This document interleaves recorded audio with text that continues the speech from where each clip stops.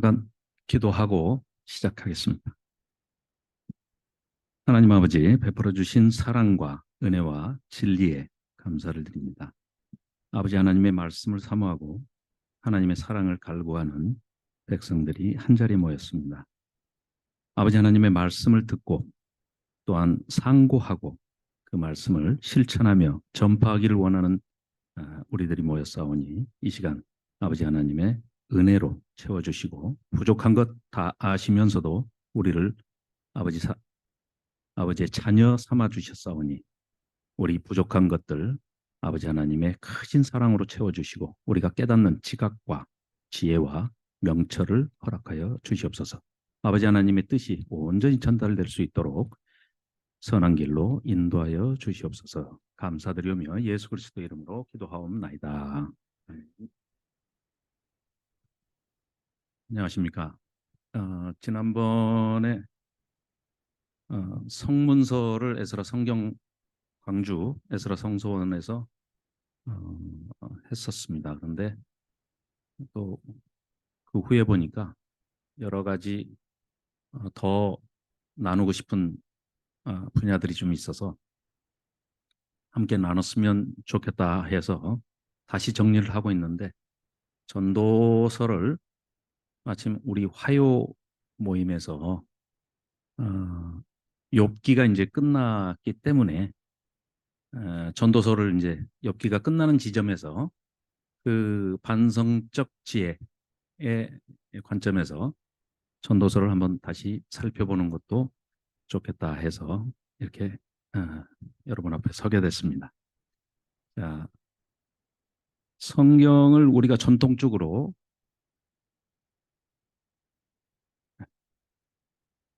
기독교식 성경 분류는 우리가 이제 성문서에 국한돼서 보자면 욥기, 시편, 잠언, 전도서, 아가서 이 순서로 배열이 돼 있고 이 배열이 돼 있는 것은 시대적인 배경이 그 연도순에 따라서 이렇게 배열을 해놨습니다. 욥기가 배경이 족장 시대, 아브라함 시대라고 간주가 되기 때문에 맨 앞에 배치가 되어 있고 시편은 우리가 흔히 거의 절반 가까이가 다윗의 시기 때문에 다윗의 시편을 두 번째 배열을 했고요. 그리고 잠언, 전도서, 아가서는 흔히 솔로몬이 최소한 저작은 아니더라도 솔로몬이 남긴 문헌들을 기초로 해서 했고 또 본문에서도 솔로몬을 연상시키는 단어들이 많이 나오기 때문에 아브라함 시대, 그다음에 다윗 시대, 그리고 솔로몬 시대 이렇게 시대적 배경에 따라서 욥기, 시편, 잠언, 전도서, 아가서 이렇게 배치를 했습니다. 그런데 타나크라고 하는 히브리식 성경 분류 방법을 보면 이 토라, 토라는 율법서로서 하나님의 그 모세 오경 그 원리로 하나님을 경외하라 하는 대명령입니다. 그래서 제일 먼저 주어진 게 하나님을 경외하는 방법. 그래서 토라는 원리를 얘기하고 있는 거죠. 율법서를 얘기하고 창출, 레민신 이 5권의 책을 하나님을 경외하라 하는 그런 대명령이고 그 다음에 이제 타나크로서 네비임, 느비임이라고 하는 예언서는 선지자들을 통해서 하나님을 경외하는 자는 구원을 얻게 될 것이고 하나님을 경외하지 않고 불순종하고 하나님께 맞서는 자들은 심판을 받을 것이다 하는 이런 교육의 목적도 있고 또한 모세 오경 율법을 가지고 실행하는 자들의 주어지는 상과 복 그리고 준행하지 않는 자들에 대한 벌과 저주, 이 재앙 이런 것들을 교육 차원에서 보여주는 책이 두 번째로 타나크 할 때 느빔으로 배치가 되어 있고요. 케투빔이라고 하는 성문서는 쉽게 얘기하면은 이 교육을 받은 사람들이 실생활에 나가서 공동체를 이루며 살 때 적용을 하는 그런 시가서, 지혜서다. 그래서 하나님을 경외하는 삶의 원리를 또 방법을 우리가 일상을 살아가면서 어떻게 하나님을 경외하는 삶을 살아갈 것인가에 대한 구체적인 실예들을 보여주는데요. 자, 내용면에서 보자면은 잠언이 우리에게 들려주는 얘기는 이 케투빔으로서 성문서로서 잠언은 하나님의 창조 세계에 대한 어떤 질서가 있고 패턴이 있다. 그 패턴을 우리가 전혀 모르게 창조를 하신 게 아니라 하나님의 창조 질서에 의하여 이 패턴대로 창조가 된 것을 우리는 짐작하고 가늠할 수가 있다. 즉 쉽게 얘기해서 가장 대명제가 인과응보입니다.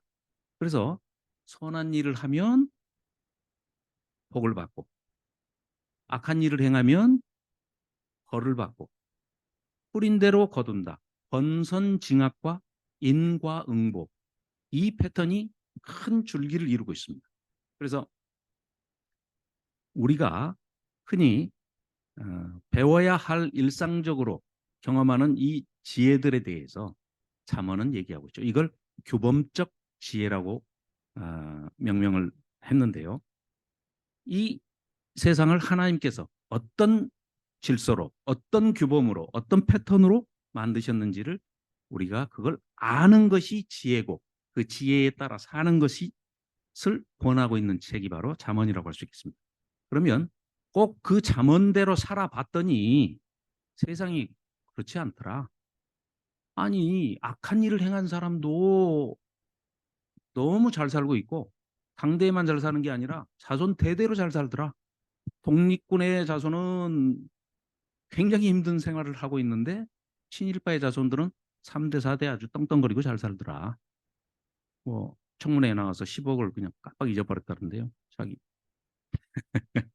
자, 그래서 욥기가 얘기하는 것은 잠언에서 얘기하는 규범적 지혜를 그렇게 살아봤더니 아니더라. 아닌 경우도 많더라. 이럴 때는 그러면은 우리는 어떻게 해야 되느냐라고 반문하면서 반성적 지혜라고 명명을 했는데 반문하면서 던지는 회의적 지혜, 반성적 지혜 이 문제를 다루고 있는 책이 바로 욥기다. 그래서 순서를 잠언, 욥기, 전도서 그리고 난 다음에 이 세 권의 책을 지혜문서라고 해서 살펴볼 때 내용으로 아까 시대 순으로 구분을 해봤는데 성경은 그렇게 구분을 했지만 우리는 그 성경을 흔히 우리 역사 순으로 또 재배열해서 많이 보지 않습니까? 그러듯이 이 지혜문서도 잠언 끝나는 지점에서 잠언의 규범대로 살아봤더니 그게 아닌 경우가 많더라 하고 질문을 던지는 게 욥기라는 거죠. 그 욥기를 통해서 아주 특별한 케이스, 아까 김명주 목사님께서도 말씀하셨지만 일반적인 게 있고 또 케이스, 사례로서 그런 욥기를 의문을 제기하는 것이죠. 그리고 그래서 이제 이 욥기에서는 세상 모든 것이 한치 오차도 없이 그 잠언 이야기하는 규범대로 진행되는 것이 아니더라. 거기에는 예외가 있을 수 있다. 그런데 그 예외가 왜 생기는지 한번 살펴보자 하는 의문을 제시하는 책이 바로 욥기가 되고 그래서 그 욥기가 끝나는 지점에서 전도서를 한번 살펴봐야 할 관점을 새롭게 한번 가져보자. 이렇게 해서 제안을 드리기 위해서 설명을 드리는 겁니다. 그래서 잠언과 매우 비슷한 이야기를 전도서에서도 많이 하고 있습니다. 그러면서도 잠언이 얘기하는 내용과는 또 다른 그러면서 또 욥기가 얘기하는 내용과도 또 다른 제3의 길을 제시하고 있습니다. 그래서 쉽게 얘기하면 그러니까 우리 인생의 어떤 여정으로 본다면 잠언은 초등학교, 중학교, 고등학교, 대학교를 다니는 학창 시절로 비유한다면 우리 인생에서 그렇게 해서 교육을 받았더니 사회에 나와서 살아보니까 그렇지 않은 경우가 너무 많더라라고 하는 것이 욥기고요. 그 욥기가 끝나는 것은 전도서는 야 내가 다 살아봤더니 세상이 이러이러한 일들도 있고 또 이런 잠언적 지혜나 욥기에서 말하는 반성적 지혜에 그걸 뛰어넘는, 그러니까 시각과 관점을 조금 더 새롭게 해서 살펴봐야 할 필요가 있다라는 것을 던지는 책이 바로 전도서라 할 수 있겠습니다. 그래서 이제 잠언, 욥기, 전도서를 이런 순으로 이제 살펴볼 텐데요. 대충 설명을 하자면 잠언, 하나님의 선한 피조 세상에서 지혜롭게 잘 살기 위한 하나의 지침서와 같은 역할을 하고 있죠. 그래서 아까도 말씀드린 대로 하나님은 지혜롭고 공의로우시고 하나님 자체가 지혜입니다. 속성이. 우리가 하나님은 사랑이시라 그러듯이 하나님은 지혜시라. 그리고 예수님을 지칭하는 말도 예수님이 지혜로 소개되는 성경 구절들이 있죠. 그래서 의인에게는 보상을 주시고 악인은 벌을 주신다. 인과응보, 권선징악, 그리고 뿌린 대로 거둔다 하는 이런 규범적인 지혜라 할 수 있고요. 또 아까 말씀드린 대로 욥기가 우리가 지난주까지 이제 욥기를 살펴봤는데 욥기에서 이제 잠언적 그 규범만으로는 세상이 돌아가지 않고 예외들이 있는데 이 잠언에서 말하는 지혜의 잣대를 가지고 욥에게 계속해서 적용을 시키는 그 세 친구들의 이야기. 즉 살펴보면 그 세 친구들은 계속해서 규범적 지혜, 권선징악. 하나님이 실수하실 리가 없다. 네가 뭔가 죄를 지었으니까 하나님이 너한테 벌을 주신 것이지 하고 뭐 뭐죠? 크로스테스의 뭐 침대라고 그럽니까? 사람을 유인해다가 그 침대에는 다 맞아요. 누구나 다 맞습니다. 안 맞는 사람이 없어요. 키가 작은 사람이 오면은 다리를 늘려서라도 그 침대에 맞추고 그 침대보다 발이 나가는 사람은 발을 톱으로 자르면 되니까요. 그런 신화가 나옵니다. 그러듯이 그런 식의 논리를 펴는 것이 지금 욥의 세 친구들이 벌이고 있는. 그러니까 전혀 규범적 지혜가 틀렸다는 얘기가 아닙니다. 잠언적 지혜가 틀렸다는 얘기가 아니고 무리하게 모든 것을 거기다 다 갖다 맞추니까 거기에서 우매한, 오히려 전도서에서는 그 잠언적 지혜에서 행했던 것을 잘못됐다라고 오히려 지적을 하고 있는 그런 지점을 볼 수가 있습니다. 그래서 자, 이제 전도서를 좀 살펴보겠습니다. 전도서에서 우리가 이제 가장 눈여겨봐야 할 키워드가 있다면 헤벨이라는 단어입니다. 우리가 욥기에서는 흰남, 까닭 없이, 은혜로, 이유 없이 이런 그 뜻으로 흰남이 있었고 또 기이한 일, 우리가 이해할 수 없는 하나님의 신비의 영역에 속하는 니플라옷이라는 단어 두 단어와 그다음에 욥이 회개를 했느냐 위로를 받았느냐 해서 나함이라는 단어 이 세 단어를 키워드로 삼아서 욥기를 정리를 해봤었는데요. 그와 마찬가지로 이 전도서에서는 헤벨이라는 단어를 눈여겨봐야 됩니다. 왜냐? 심각한 오역으로 인해서 전도서 전체가 던지는 이 핵심 메시지를 이 헤벨이란 단어를 헛된이라고 번역을 하는 바람에 전도자의 이 핵심 메시지가 전부 헛되게 변해버린 정말 심각한 오역 중의 오역이 1장 2절에 있습니다. 자, 그래서 1장 2절을 한번 보실까요? 전도서 1장 2절을 보시면 전도자가 이르되 헛되고 헛되며 헛되고 헛되니 모든 것이 헛되도다. 이렇게 되어 있습니다. 그러면 이 모든 게 헛되면 이게 전도서가 12장까지 있는데요. 12장 14절까지 있는데 1장 3절부터 얘기하는 모든 내용들은 다 헛된 내용인데 뭐하러 이 책을 계속해서 쓰고 메시지를 전달하고자 하는가. 자, 그러면 헤벨이란 단어는 어떤 단어인데 이렇게 헛되다고 번역을 함으로 인해서 심각한 오류를 범했느냐. 헤벨은 이런 뜻입니다. 숨, 수증기, 뭐 김, 잠깐 있다가 사라지는 숨, 바람 이런 것을 헤벨이라고 합니다. 헤벨 성경의 창세기에 가인과 아벨 할 때 그 아벨의 이름이 원래 히브리어로 헤벨입니다. 이 헤벨이 어, 헬라어로 번역되고 또 라틴어로 번역되는 과정에서 헤벨로 음역되면서 차음돼 가지고 발음이 바뀌었는데요. 그게 헤벨입니다. 원래 아벨의 이름이. 자, 그렇다면 이 전도서를 번역한 한글로 번역한 혹은 또 다른 언어로 번역한 사람들이 왜 이 헤벨이라는 단어를 헛되다고 공통적으로 번역을 하는 우를 범했을까?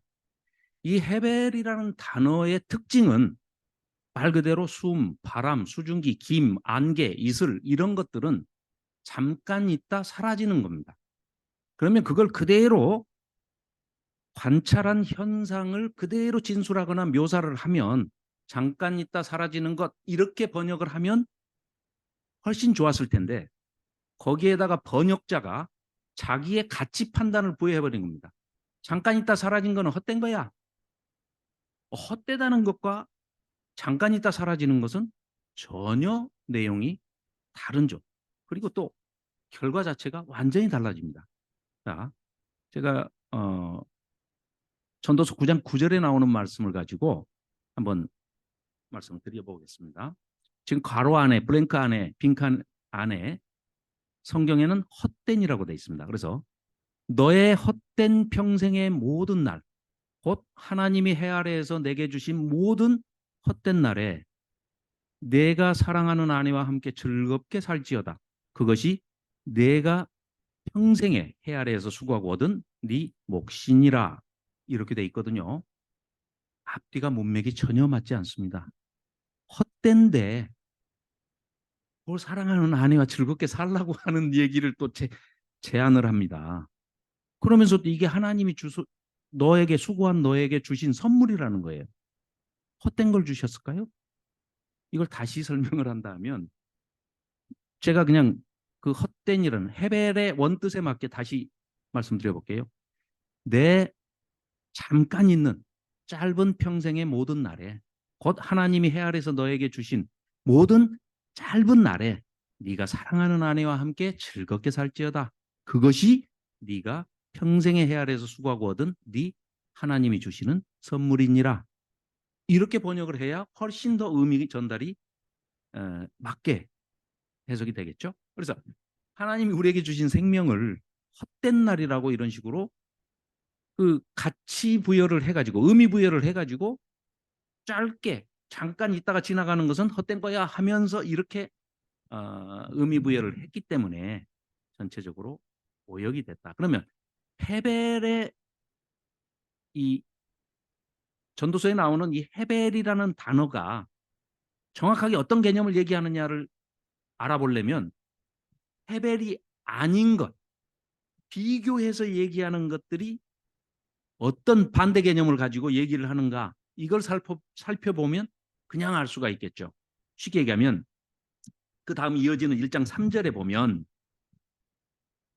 해 아래에서 수고하는 모든 수고가 사람에게 무엇이 유익한가 할 때 이 유익이라는 게 이트론이라는 말인데요. 보람, 뭐 얻는 것, 남은 것 이런 것이거든요. 그런데 이거를 유익이라고 또 이제 번역을 해놨어요. 그런데 우리 그 요엘서에서 보면 팥중이가 먹고 남긴 것 할 때 그 남았다는 뜻이 바로 이 여기서 지금 유익이라고 지금 번역을 해놓은 겁니다. 그 팥중이가 먹고 남긴 것 그게 이트론이라는 단어인데요. 그것에 그러니까 남은 것은 좋은 것입니까? 나쁜 것입니까? 쓰레기 치우는 사람의 입장에서는 뭘 자꾸 남겨놓으면 그거 되게 나쁜 거죠. 근데 배고파 죽겠는 사람한테 뭔가가 아무튼 남아있는 건 좋은 거겠죠. 즉, 그 말씀은 가치 중립적인 것이지 남았다는 게 좋은 것이냐 나쁜 것이냐 이 판단은 상황에 따라서 다 다를 수가 있는데 이 해석자는 오역자는 아니에요. 번역자는 그냥 자기 가치 판단을 여기다 집어넣어서 그건 이익이야 유익되는 거야 남은 건 좋은 거야. 그럼 이 사람은 지금 전도서를 번역하면서 계속해서 잠언적인 잣대로 그 관점으로 그 시각으로 해석을 했다는 거예요. 그러기 때문에 이게 오역이 돼가지고 심각하게 우리한테는 아 성경에도 허무주의를 얘기하는구나. 인생 무상이야. 뭐 이 불교 책하고 비슷하네. 세상 헛된 거야. 그럼 다 같이 죽어야 됩니까? 그런 건 아니죠. 그래서 제가 말씀드리고자 하는 것은 가치 부여를 이 사람이 너무 의미 부여를 자기가 그냥 다 해가지고 전도자가 이 코엘렛이 전달하고자 하는 뜻을 심각하게 한정 지어버리고 왜곡시키고 지금 변형시키고 있다는 얘기입니다. 그래서 대표적으로 이제 그 세 가지 단어가 있는데요. 지크론이라고 하는 기억됨. 1장 11절에 보면 이전 세대들이 기억됨이 없으니 장래 세대도 그 후 세대들과 함께 기억됨이 없으리라. 이 지금 기억됨. 그런데 잠언에서 본다 하면은 기억이 되는 것은 굉장히 좋은 겁니다. 잊혀진다는 것은 좋지 않은 것. 이런 개념으로 잠언은 얘기를 했어요. 그런데 전도서에서 얘기하는 것은 기억되는 것이나 잊혀지는 것이나 지혜자나 우매자나 하나님의 시각에서 봤을 때는 아무것도 아니다 서로. 거기에 어디가 좋고 어디가 나쁘고 무엇이 선이고 무엇이 악이다. 이 관점으로 따지지 마라. 하나님은 해 너머에 계신 하나님을 기억하고 큰 시각으로 우리의 일상사를 내려다보면서 거기에서 얻는 제3의 대안적인 지혜 그걸 구해서 살아야 한다 하는 뜻으로 지금 아까 남은 것 가치 중립적이라고 했죠. 남은 것 할 때 그 이트론 그리고 방금 말씀드린 기억하다, 잊혀지다 이 반대 개념으로 지크론 이 단어와 또 9절에 보면 9절 10절에 보면 새 것이다 할 때 하다시 이 세 단어를 기억하시면서 자, 그 어떤 것도 헤아려 새 것이 없다. 잠언에서는 옛날 것을 배워야 옛 선조들이 쭉 그동안의 경험과 경륜과 연륜으로 축적해온 그래서 얻은 선험적인 지혜. 이것이 지혜다라고 얘기를 하는데 전도서의 이 전도자는 코엘렛은 뭐라고 얘기하느냐? 그것도 헤아려 새로운 거 하나도 없어. 네가 지금 발견한 것 같은 것도 몇백 년 전에, 몇천 년 전에 너희 조상이 다 알았던 거고 다 그게 돌아가는 거야. 그래서 해 아래 새로운 것이 전혀 없다라고 주장을 하고 있습니다. 그러면 지금 잠언과 정면으로 배치되는 얘기를 지금 주장하고 있는가? 이 코엘렛은 전도자는 그게 아니라는 거죠. 여기서 우리가 기억해야 할 단어가 헤벨의 인간에 대해서는 유한성을 가지고 있다라는 것을 헤벨이라는 단어로 우리한테 전달을 하고요. 그걸 더 극적으로 반대로 우리가 생각할 수 있는 단어를 올람이라고 하는 하나님의 영원성. 우리는 생각할 수 없는 시간과 공간에 우리는 제약을 받고 있는 3차원의 세계에 살고 있지만 시간과 공간을 뛰어넘는 전혀 제약을 받으실 필요가 없는 하나님께서 그 초월자의 시각으로서는 이런 것들도 다 그러니까 이 번역자는 그러니까 다 헛된 거야 라고 미리 그냥 다 헛된 것이다 라고 얘기를 했지만 우리가 잠언에서 얘기하는 그러니까 시간적인 공간과 시각도 조금 달리 해봐야 되겠지만 비단 그것이 아니라 공간에서도 좀 우리가 다른 관점으로 전도서를 봅시다 하는 제안을 드리는 겁니다. 무슨 얘기냐?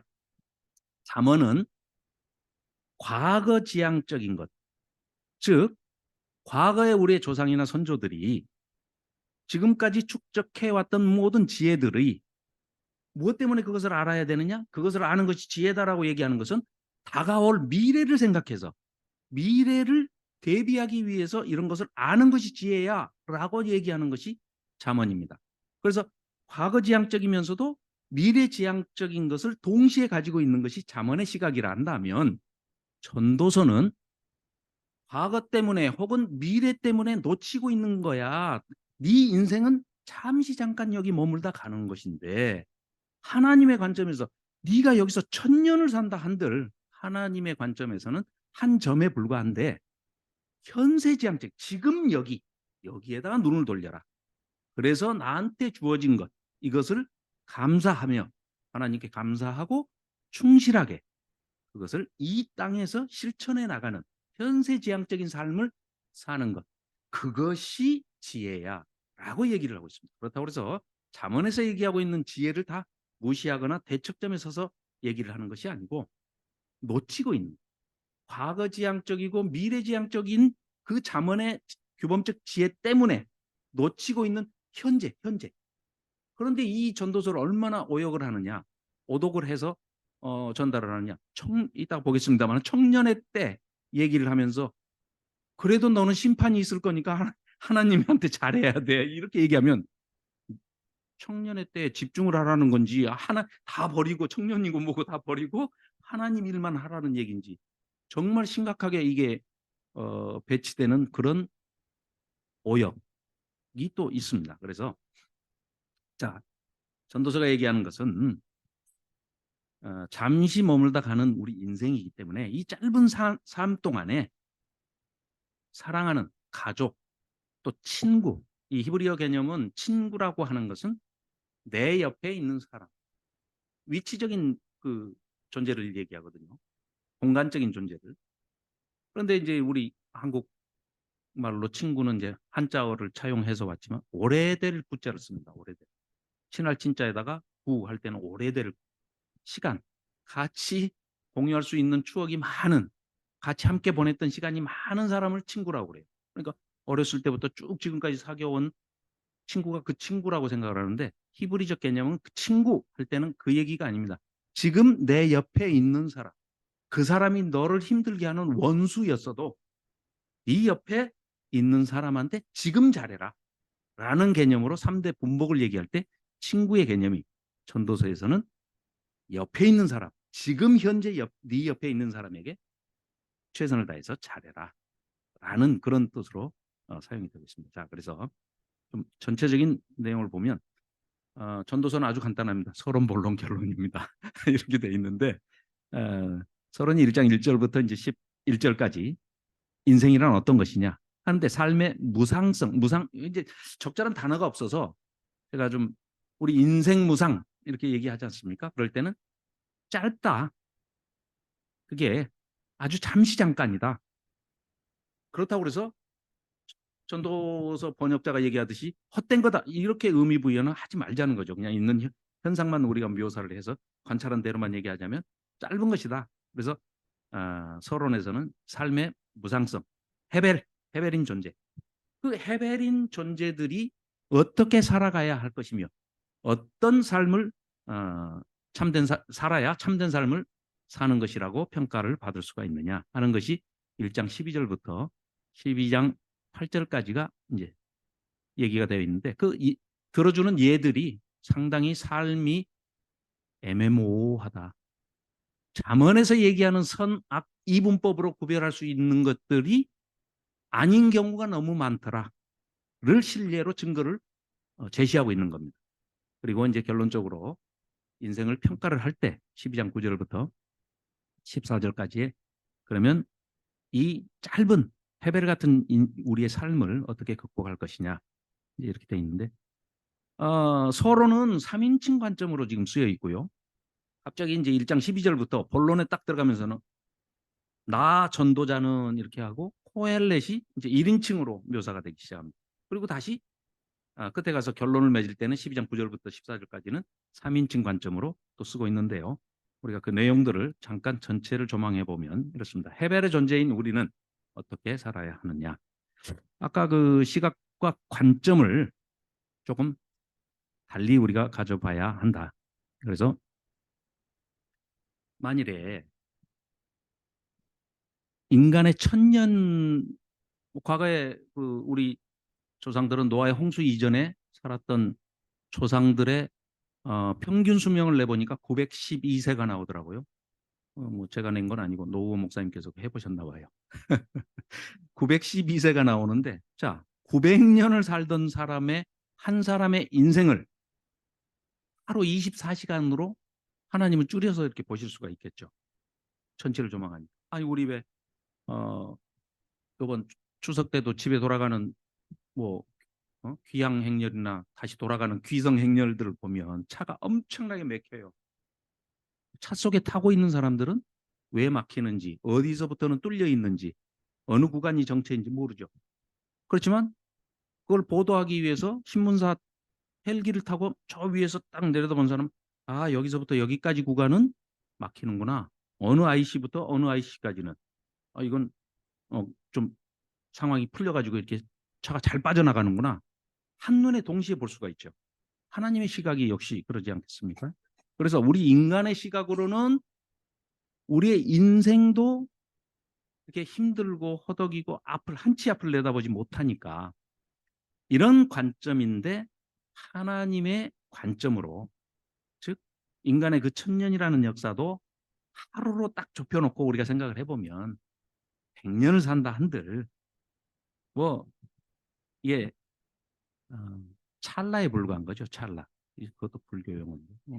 죄송합니다. 아무튼 불교 용어가 많이 나오는데 표현할 길이 많이 없어서 그렇습니다. 지금 그래서 중요한 것은 우리가 전도서를 읽을 때 전도서를 대하는 시각과 관점을 아까 서두에 말씀드린 대로 잠언을 읽을 때의 그 관점을 벗어나서 하나님의 시각으로 줌 아웃해서 높은 산 위에서 저 아래 성냥갑처럼 보이는 아파트 단지를 이렇게 내려다 보면서 좀 마음이 조금 대범해지고 좀 커지죠. 그럴 때는. 예.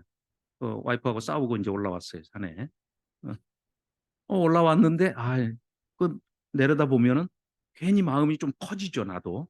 하나님의 시각까지는 아니어도 산 정상의 시각으로 조감하면서 새의 눈으로 땅을 내려다보면서 내가 쓸데없는 거 가지고 괜히 화를 냈네. 내려가서 사과해야지.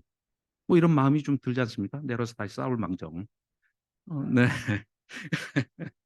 그런 관점으로 전도서를 읽으면 전도서를 쓴 코엘렛 전도자의 그 저작 의도가 더 잘 전달이 될 것이다 하는 말씀을 드리고요. 4장부터 6장까지가 이제 가장 인생에 있어서 이 짧은 헤벨의 존재인 이 인생이 가장 선하고, 이 선하다 할 때는 하나님의 기준에서의 공평과 정의, 공의의 어떤 개념으로 선악이 아니고 우리 인간들이 살아가면서 이 잠시 잠깐인 이 인생, 그러니까 쉽게 우리 이런 농담 많이 하지 않습니까?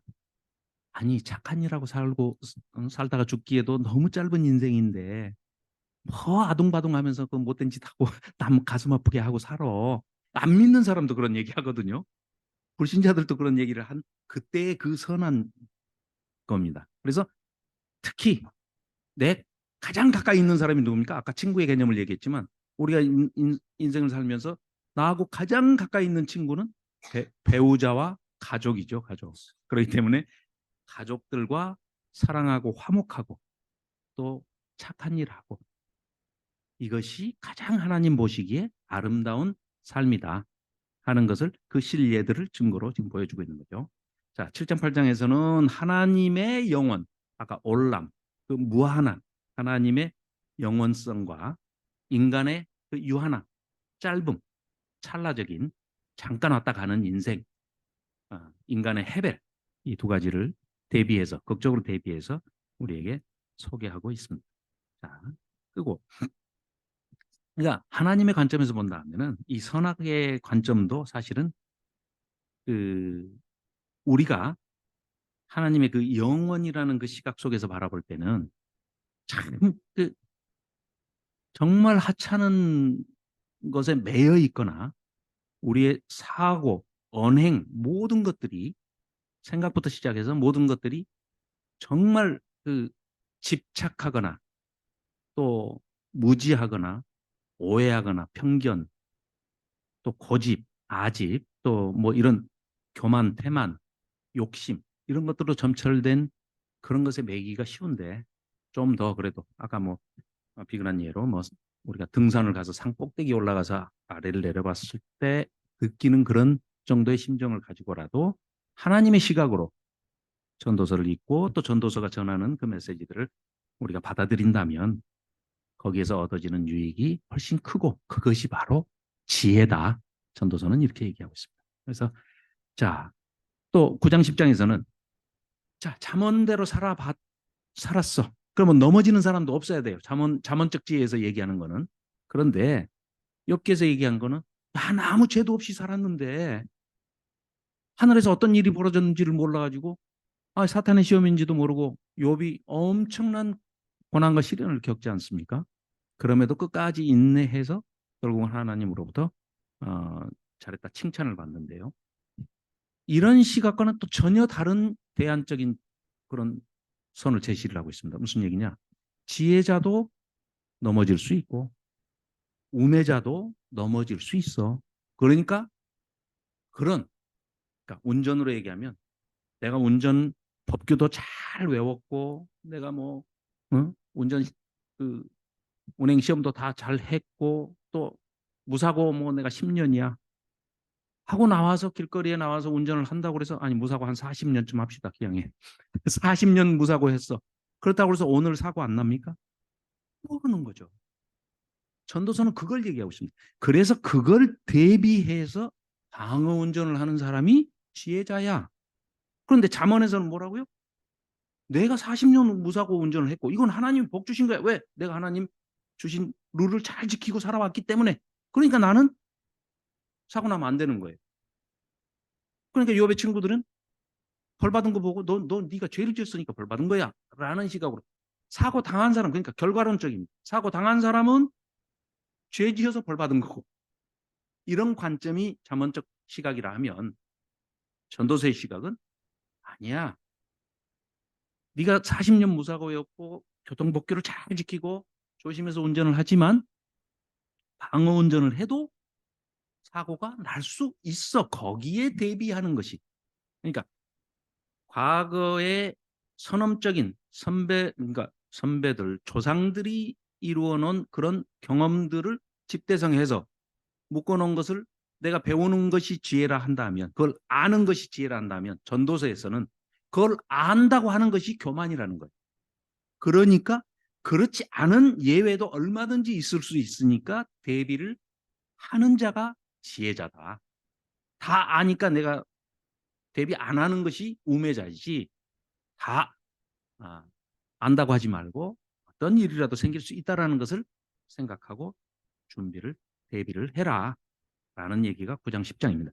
11장에서는 죽음을 기억하고 현재에 집중하며 살아라.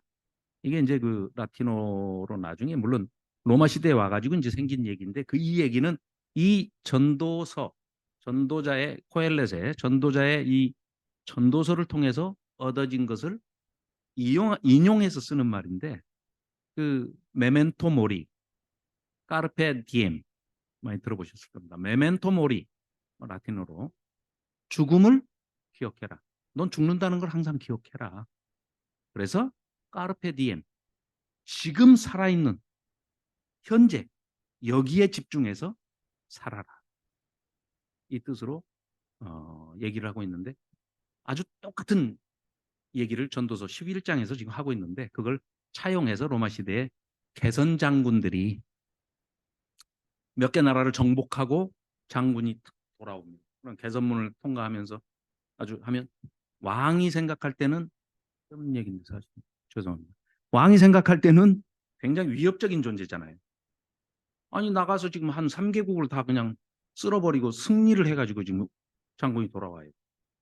오는 것부터 기분 나쁘고 오래 또 와서 있어버리면 언제 자기 자리를 또 넘볼지 모르잖아요. 그러니까 빨리 또 다시 전쟁터로 보내야죠. 그런데 보내기 전에 올 때 노예를 그 개선 장군이 타고 오는 마차에 같이 실어줍니다. 그러니까 둘이가 타고 오는 거예요. 노예와 장군이 타고 와요. 그러면서 계속 옆에서 노예로 하여금 메멘토 모리, 메멘토 모리 그 귀에다 개선 장군의 귀에 들려주게 해서 이게 우리에게 알려지기 시작한 겁니다. 그 계기가. 그래서 너도 죽어, 너도 죽어, 죽음을 기억해, 교만하면 안 돼. 계속해서 경고하는 말을 하게 하는 겁니다. 그런 이제 방편도 불교 용어인데 그런 방편으로 쓴 이제 단어인데 전도서는 그걸 우리에게 노골적으로 표현을 하고 있는 겁니다. 항상 죽음을 기억하고 페벨 같은 존재이니 내 인생은 짧은 것을 기억하고 현재에 집중해라. 지나버린 과거 때문에 매이지도 말고 또 앞으로 오지 않은 미래에 대해서 미래의 내 인생을 저당 잡히고 앞으로 뭐 할 거니까 뭐 잔칫날 잘 먹으려고 3일 굶는다나 뭐 그런 일 하지 말아라 라는 것을 지금 강조하고 있습니다. 그리고 결론을 맺습니다. 12장에 하나님을 경외하는 것이 인생의 본분이다. 그리고 이 전도서는 놀랍게도 7번에 걸쳐서 7번이라는 거는 이제 우리 잘 아시다시피 완전수죠. 7번에 걸쳐서 삶을 즐기라고 얘기를 하고 있습니다. 그러니까 전도서의 관점이 시각이 전혀 잠언과 욥기의 그 관점과는 또 다른 제3의 그 시각으로 얘기를 하고 있습니다. 사람이 먹고 마시며 수고하는 것보다 그의 마음을 더 기쁘게 하는 것은 없나니 내가 이것도 본즉 하나님의 손에서 나오는 것이로다. 2장 24절이고요. 사람마다 먹고 마시는 것과 수고함으로 낙을 누리는 그것이 하나님의 선물인 줄을 또한 알았도다. 자, 먹고 마시고 낙을, 희락을, 기쁨을, 삶을 즐기라고 얘기를 하고 있습니다. 삶이 만일에 헛된 것이라고 그 1장 2절에서 번역한 것처럼 그렇게 해놨다면 허무주의로 이제 다 빠지겠죠. 헛된 것이니까, 허무한 것이니까 캐세라 세라 마음대로 하고 살아라 이런 잘못된 그 전달이 될 수가 있는데 삶을 즐기라고 합니다. 즐기라고 하면서 헤벨 같은 존재지만 그럼에도 불구하고 우리의 삶을 즐기고 누려라. 흔히 뭐 소확행, 욜로 뭐 이런 거 많이 있죠. 너의 인생은 한 번뿐이다. You only life once 해가지고 욜로라고 한동안 유행했죠. 네, 소확행, 조그만 일에서 자신의 행복감을 느낀다. 이런 마치 그런 것처럼 현재에 집중해서 지금 주어진 내 인생을 철저하게 즐기면서 살아라. 그렇다고 해서 그 쾌락을 조장하거나 쾌락주의나 신비주의를 얘기하는 게 아닙니다.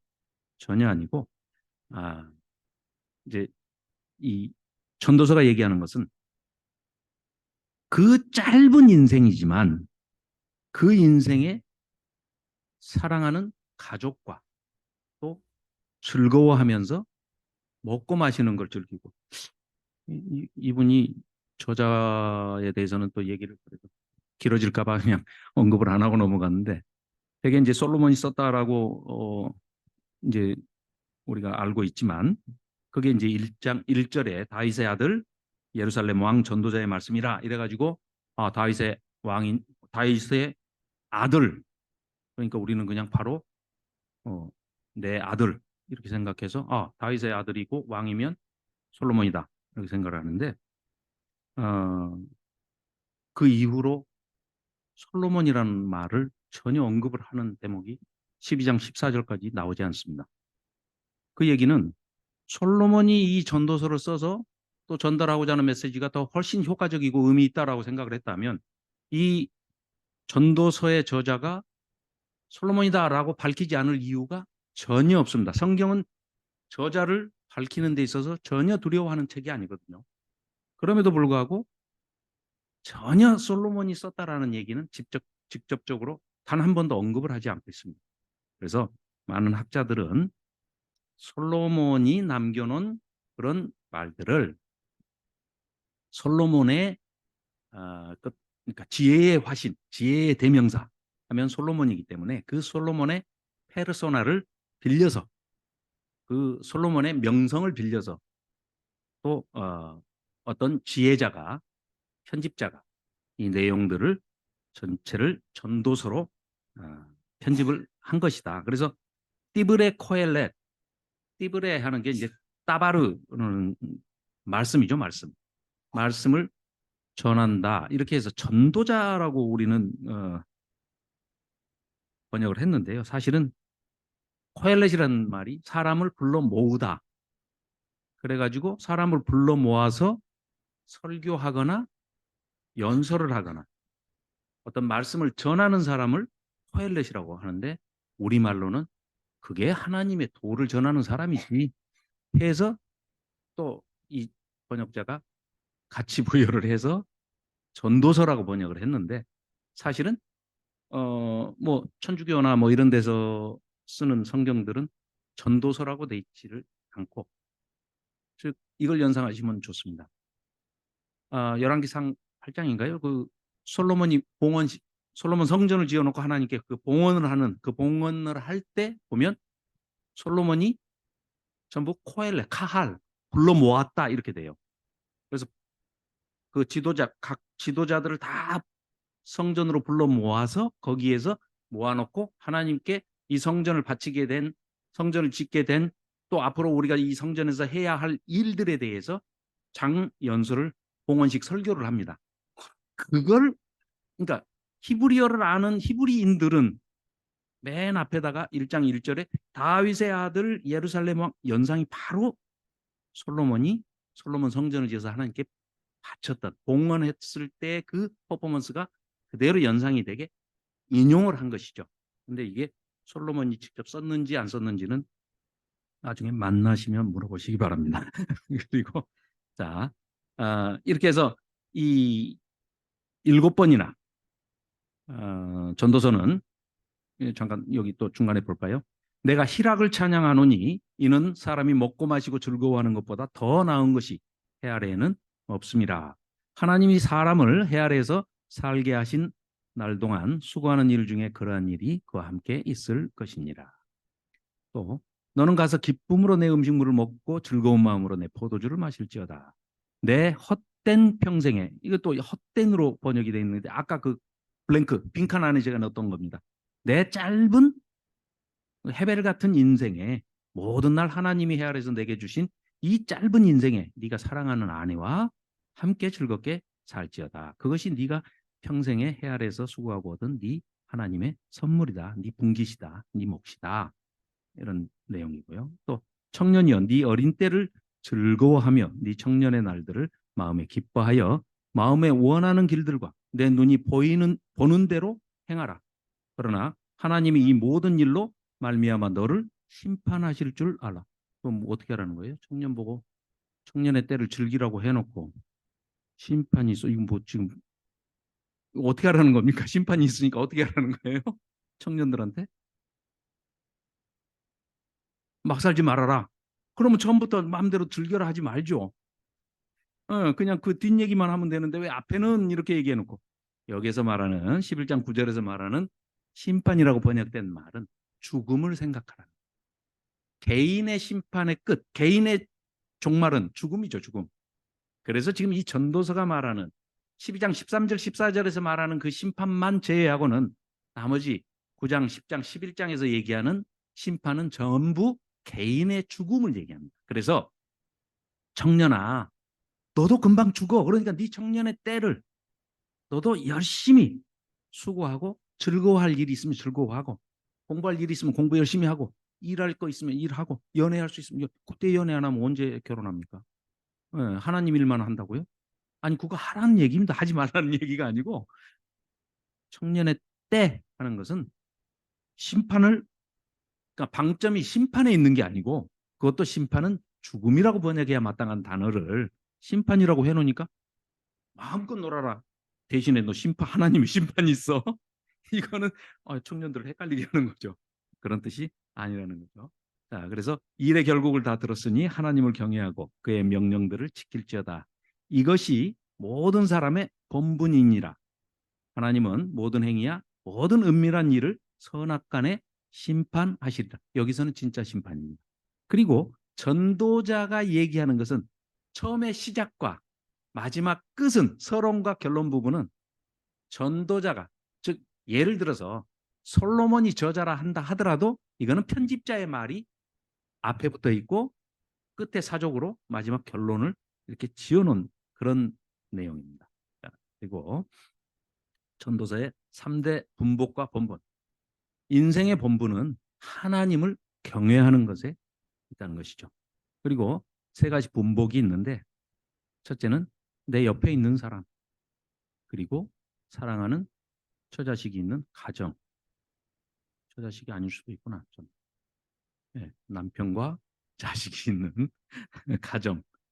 그리고 자기가 하는 일에 즐거움이 있어야 됩니다.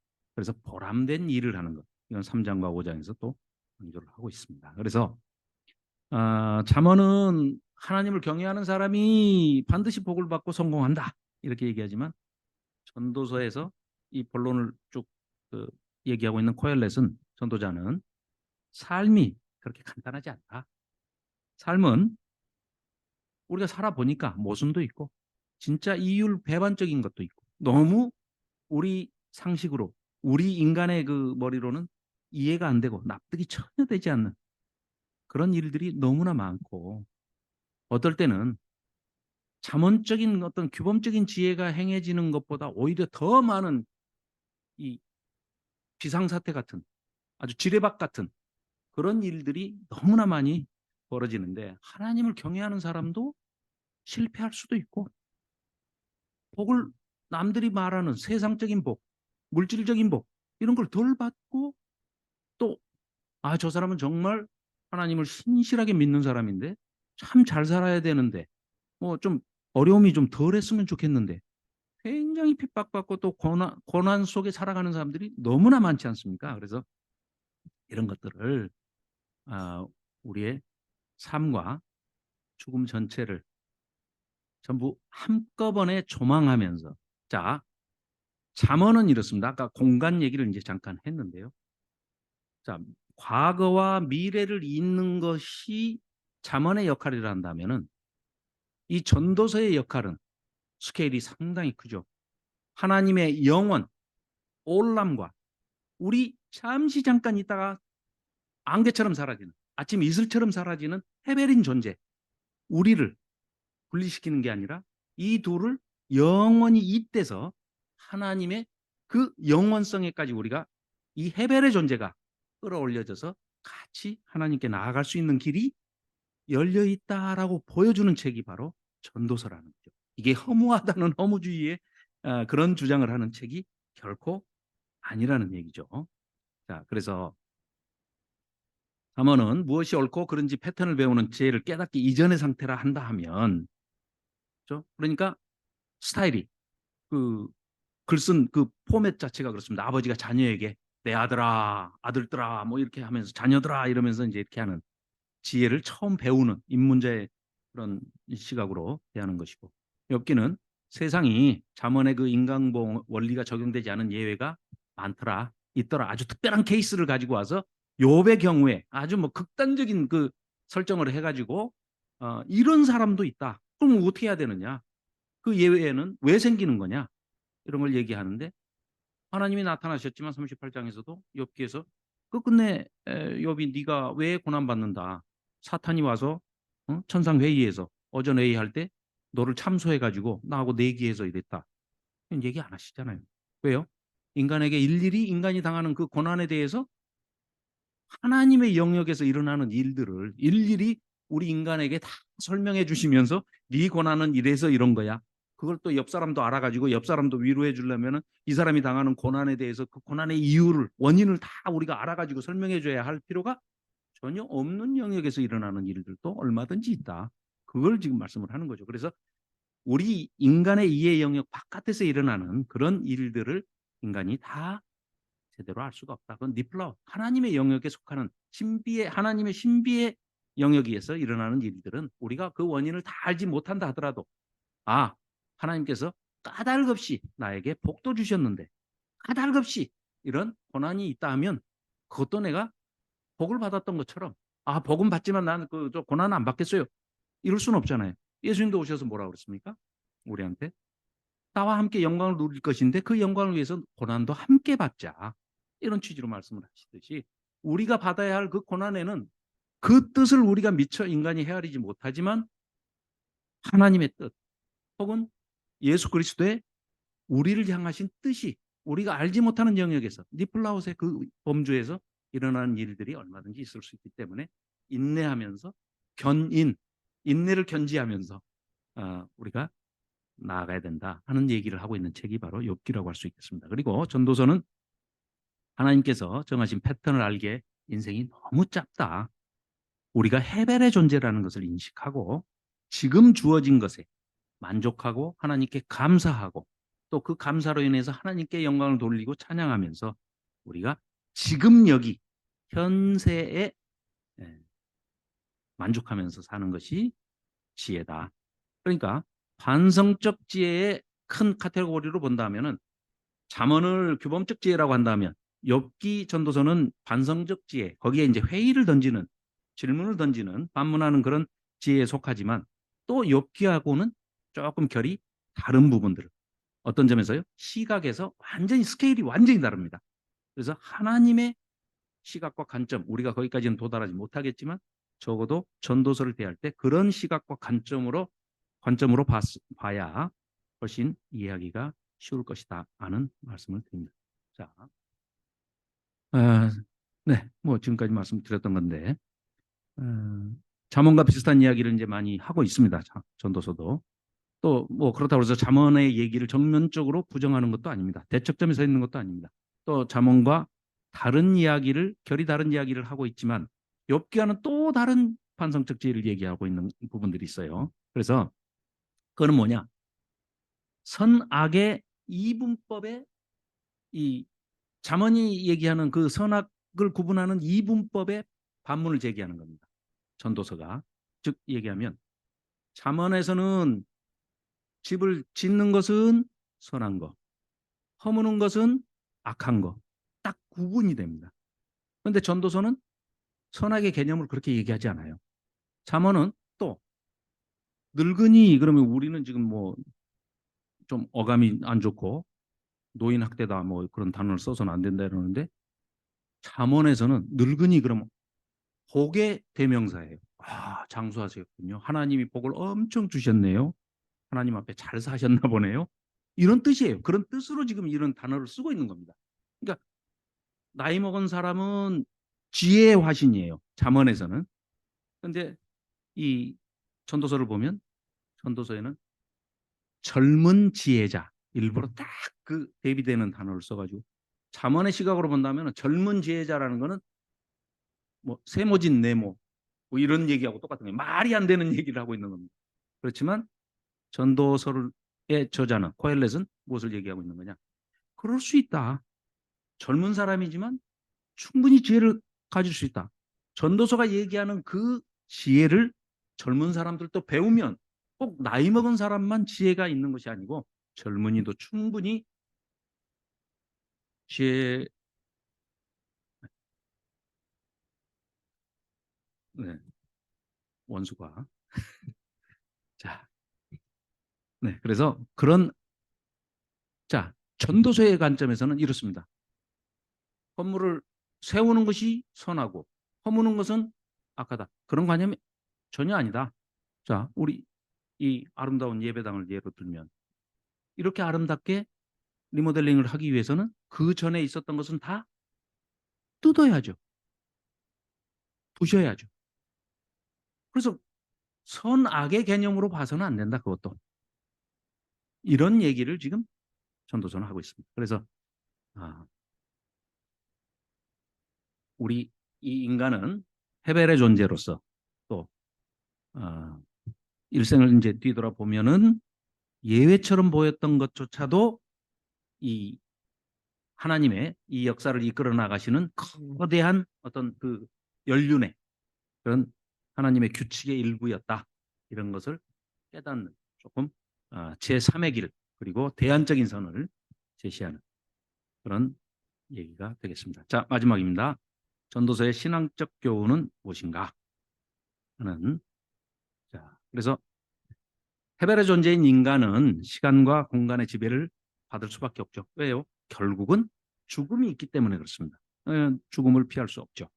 죽음은 모든 인간 실존의 근원적인 한계인데 이 지혜로운 인간은 자기 자신의 본질, 즉 죽을 수밖에 없다는 것, 시간과 공간 안에서 살아갈 수밖에 없는 자신의 숙명을 겸허히 받아들이고 그 안에서 신실하게 살아가야 합니다.